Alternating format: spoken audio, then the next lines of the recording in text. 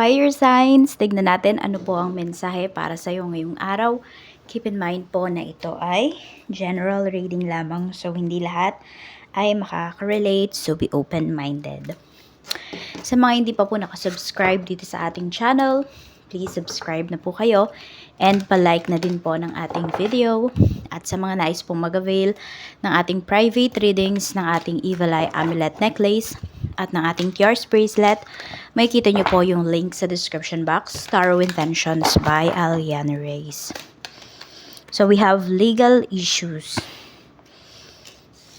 Meron ba kayong inaayos dito na mga papers? Ayan, meron bang nag-apply dito ng work, nag-apply ng visa, ng residency, ng citizenship, or meron dito, pwedeng, ano ba, kinasuhan nyo ba yung asawa nyo? Nasa isang toxic relationship ba kayo? Meron ba kayong pinabarangay dito? Ayan po, or meron kayong nire-review ng mga documents ngayong araw. So we have happiness hater. Meron dito pwedeng kamag-anak po ninyo, no? Di ko alam kung sinampahan nyo ba ng kaso or binarangay nyo nga po kasi pwedeng ginugulo kayo dito. Hindi masaya sa mga magagandang nangyayari sa life ninyo. Siguro nung umpisa, hindi nyo pinapansin, di ba? Lagi kayong walang kibo. Tuwing yung iba sa inyo, fire signs, kung pinagwawalaan kayo, ganyan. So, tignan pa natin. Ano pa yung mensahe? We have fake smiles. Ayan nga. Meron dito, hindi masaya sa mga magagandang nangyayari sa life mo. Ayan po ang pinapakita. Merong, naiinggit. Meron dito na, okay. So, kung meron man dito, hiwalay na kayo ng asawa mo, pero hindi kayo legally separated, hindi kayo annulled, hindi kayo divorced. So, pwede po na meron dito, ayan, meron na kayong bagong karelasyon, pero hindi po yan aayon sa inyo. What I mean is, yung kunwari mag-aayos nga kayo ng papers, diba? Kasi meron dito, gusto nyo nang magpakasal ng bago mo. Or the other way around, meron dito hindi papayag kasi ayaw niyang maging masaya ka. Or pwedeng ikaw to, ayaw mong maging masaya yung taong nanakit sa'yo. So, ayan po. Tingnan natin pagdating sa work. Pagdating naman sa trabaho, kamusta? Spirit guide, kamusta po? Kamusta po? Sa work ni fire signs ngayon. We have page of one. So, meron dito more on nag-aayos pa talaga kayo ng mga requirements pagdating sa pagtatrabaho. Pero yung iba sa inyo, pwedeng may schedule na po kayo dito. Need nyo na lang magpasa ng mga natitira pang mga requirements. Okay? So, we have page of wands. Meron din po dito ay pwedeng nagtitipid kayo sa pamasahe, meron dito naglalakad or nagbabike kayo, 'di ba? Hindi lang pagtitipid, and also nakakatulong din 'yan sa health ninyo kasi nakakakilos-kilos kayo, nakakalakad kayo, nakapagbike kayo, 'di ba? Good 'yun sa ating sistema.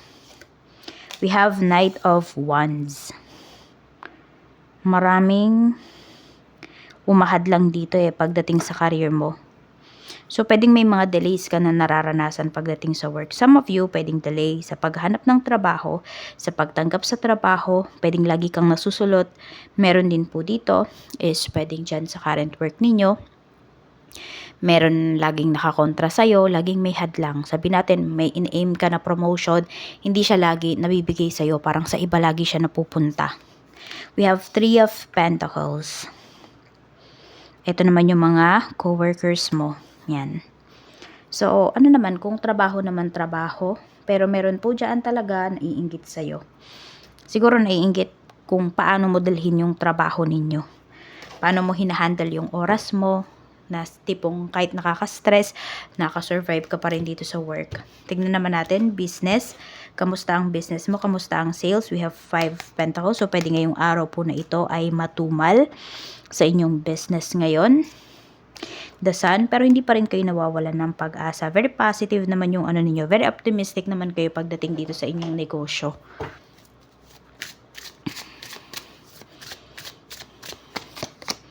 We have loyalty. Yan, true friendship and loyalty are among the most important values. Be loyal to your friends. Okay. So, ang ano lang dito, kailangan nyo pong palawakin yung market ninyo. Kasi baka ulit-ulit lang yung bumibili sa inyo. Diba yung mga tao naman sa isang product ay nasasawa ko. Lalo na kunwari pagkain yung binibenta nyo. So, mas lawakan nyo po yung market ninyo. Ayan. Parang wag lang kayong umasa dito sa mga suki ninyo. Tapos kung meron naman kayong kinukuhanan dito ng mga products, ng, ano ba, ng mga items ninyo, ayan po, sinasabi rin dito na maging loyal kayo dun sa tao na yon. Kasi pwede po na maganda, mas maging maganda palalo yung connection ninyo or yung mga transactions ninyo in the near future. Check natin pagdating naman sa iyong kaperahan. Sa iyong kaperahan. At ito din, kung meron kayong pinautang or nangutang kayo, so kung nagsabi kayo ng araw, ng buwan dun sa tao na yun, kung kailan kayo magbabayad, ay 'di ba? Maging responsible po kayo. Kung ano yung sinabi ninyo, doon nyo talaga bayaran nung araw na yon or nung buwan na yon.